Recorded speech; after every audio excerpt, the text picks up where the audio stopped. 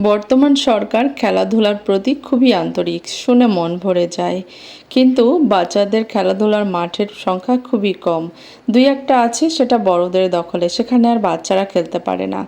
তাই পর্যাপ্ত খেলার মাঠের প্রয়োজন। এখন তো ফুটবল বিশ্বকাপ চলছে, এই খেলাটা যদি সবার জন্য বড় পর্দায় দেখানোর ব্যবস্থা করা হতো, তাহলে ছোট বড় সবাই খুবই আনন্দ উল্লাস করে এই খেলা এনজয় করতে পারতো একটু আলাদাভাবে, এবং দেশবাসী এটা মনে রাখতো যে না, বিশেষ একটি আনন্দের মুহূর্ত আমাদের দেওয়ার জন্য প্রধানমন্ত্রীকে অসংখ্য ধন্যবাদ।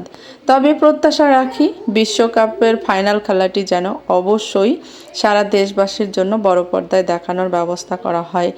আর এই বলটি বাচ্চারা কি আনন্দ সহকারে খেলছে। বেশ কয়েকদিন আগে ওরা আমার কাছে আবদার করেছিল যে আমাদের একটি ফুটবল কিনে দিতে হবে। তো আমি ওদের কথা মতো বলেছিলাম আমি আবার আসলে তোমাদের জন্য বল নিয়ে আসব। তো আজকে আমি ওদের জন্য বল নিয়ে গিয়েছিলাম। ওরা কি যে খুশি, কত আনন্দ করে বলটি খেলে বেড়াচ্ছিল। আমার তো দেখে ভীষণ ভালো লাগছিল, কারণ আমি ফুটবল খেলা ভীষণ পছন্দ করি।